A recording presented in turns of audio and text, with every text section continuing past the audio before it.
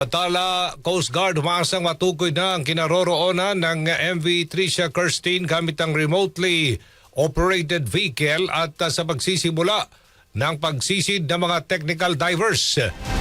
Detalye mula kay Rajuman Merasol Montesa, RMN Zamboanga.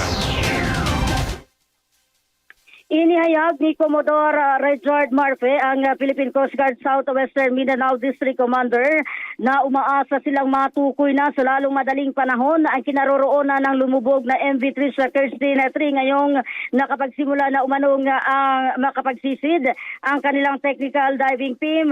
Makarang magamit na rin ang remotely operated vehicle.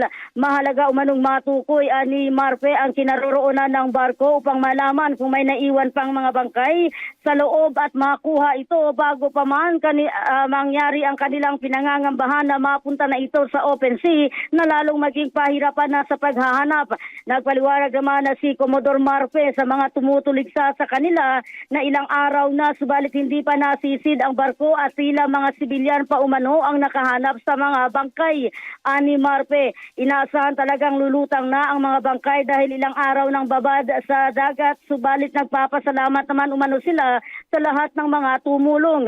Humingi naman ng pag-unawa si Marfe kung bakit hindi kaagad nakapagsimula sa pagsisid ang kanilang technical divers. Ito ay sa dahilang kinailangan munang matukoy ang lalim ng dagat na kanilang sisisirin, maging ang kinaroonan ng barko upang hindi naman malagay sa panganib ang buhay ng mga divers. Subalit siniguro naman ito na hindi sila titigil sa paghahanap o sa pagsagawa ng search and rescue operation. Ang panayam kay Commodore Marfe, ang komandante ng Philippine Coast Guard Southwestern Mindanao District Commander. Salamat po kami kasi ibig sabihin marami pong gustong tumulong sa amin. Hindi po kaya ni Coast Guard lahat ito. Nandyan yung mga assets namin. So it's not enough para nahalugugin talaga o libutin yung karagatan sa lawak ng Kaya kami po ay nagpapasalamat, especially sa ating mga fishermen, yung lahat ng mga nag-volunteers na sabi niyo nag-volunteer at nakapita. So kami po nagpapasalamat. At tulong-tulong po tayo dito, hindi naman kailangan na si Coast Guard lang yung makita. Kami po ay nagpapasalamat sa inyo lahat. Kasama mo sa DXRG RMN Zamboanga, Rajuman Merasol Montesa, Tatak RMN. RMN Network News.